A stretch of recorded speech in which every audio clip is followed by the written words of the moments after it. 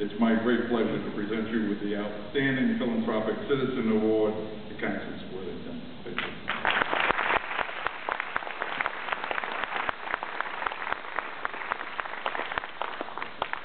Is this too high? Yeah, I guess you can hear me. I can hear me. As those of you who've been talking to me since summer know, I'm really overcome and grateful. You know how I love this day, this event, and its celebration of good deeds and good people. I'm thrilled. Thanks first to the Association of Fundraising Professionals who teach and encourage and enable and honor the best of philanthropy, and who have continued to inspire me from the first course, which I took in 18 years ago this month, through many workshops and associations and National Philanthropy Days, and now to this extraordinary moment today.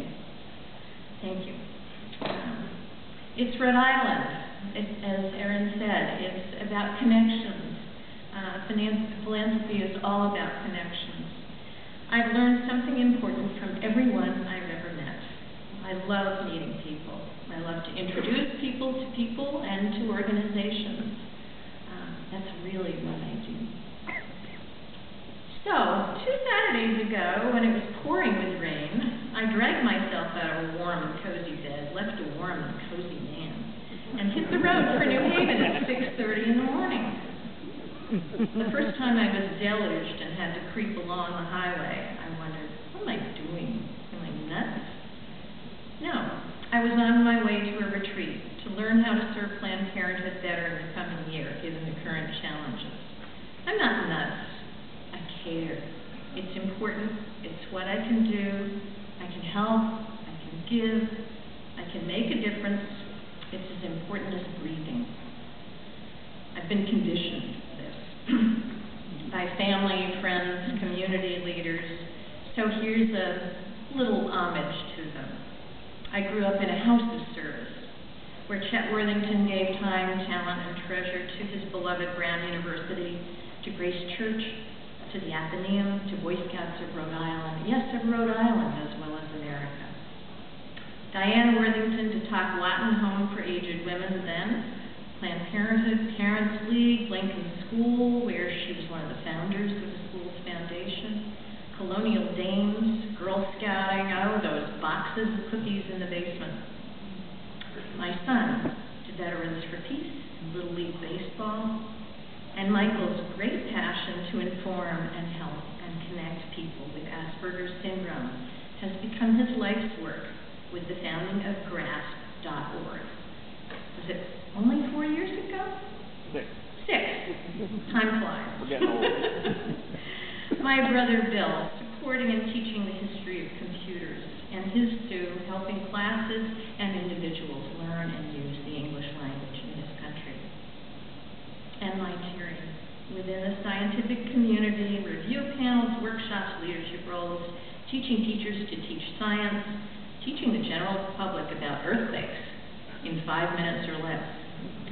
And as you all know, he is my true partner in philanthropy as well as in life. Giving, doing, advocating, it just feels good. And the rewards of even a modest donation of time and money and experience always seem to reach further than I expected. Always. Here I am. I also come from a neighborhood of philanthropy. The Lower Orioles took care of their own and their community. Former neighbors Nanda Ball, Bill Twaddell, who were both recently honored as by Bank of America, Liz and Kim Chase have received countless accolades, including that gorgeous one. Rhode Island is a community of service and generosity, manifested in so many institutions like Girl Scouts, churches and temples and mosques, schools where service is an integral part of the curriculum. And look at our role models. Here comes another list of homages. Some of mine include Poggy Langdon, who co-founded Meeting Street School and gave me my first independent experience as a volunteer in junior high. Beth Muncy, who took the message of peace, tolerance, and civil rights to her friends, to her to her Southern colleagues and neighbors when it wasn't always safe to do so. Charlie Baldwin, who shared his faith with so many, held such a broad perspective of the world. Everyone was his neighbor, and he cared for them, found solutions, from the Tuvalu Brown exchange to hospice care. Clarence Gosberg pulled into bus stops, gave rides to older people, and recruited them as volunteers before she let them out of the car. That was in 1972, when that was the beginning of one of the very first RSVP programs in America, the Retired Senior Volunteer Program. John Chafee, the Sharp family, the Chakowskis, the Carters, the list goes on and on and on. And look at the list of our PIPs today. There we are. There's more to be done. People who need our help, issues that need our energy. We need to provide the best of all possible educational opportunities to our kids in public schools, in parochial and independent schools. As Rob Du Bois of UCAP says, they're not somebody else's children.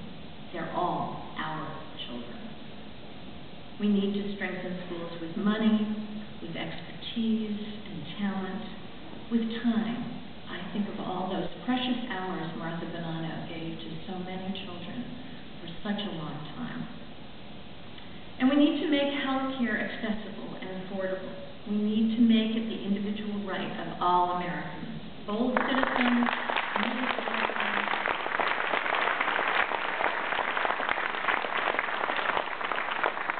for all our children, men and women. We need to pass a health care bill that doesn't sacrifice anybody, doesn't cut anybody out. Some leaders, particularly on the national level, aren't even talking to each other. Let's create a groundswell that they can all hear. Tell them to make it work. We need to call our politicians regularly. We need to nag them and complain about things that need to change. But we also need to tell them when they're doing something good. How many times do you write to say thanks? We need to tell them when they do the right thing.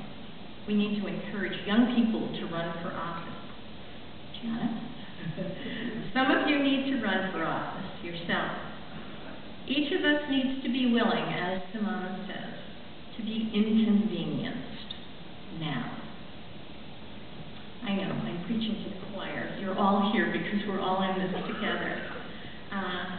And I've really come to thank you for this great compliment, the finest recognition I can imagine, and certainly didn't expect. I'm thrilled, too, because this honors those of us who care and advocate and contribute all the time, but whose major gifts are smaller.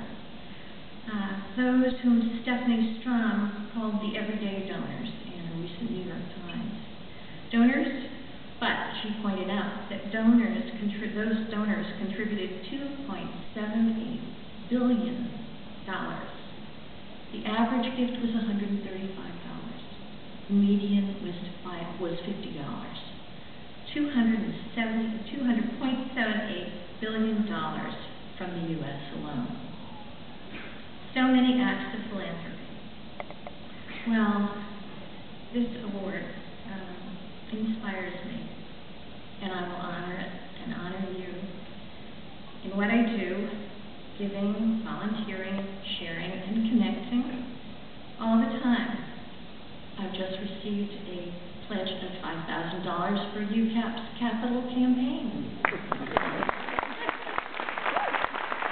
Anyone care to match that? Huey, this was in your book. A man named Robert Moskin once said, "There's always a time for gratitude and new beginnings." National Philanthropy Day certainly is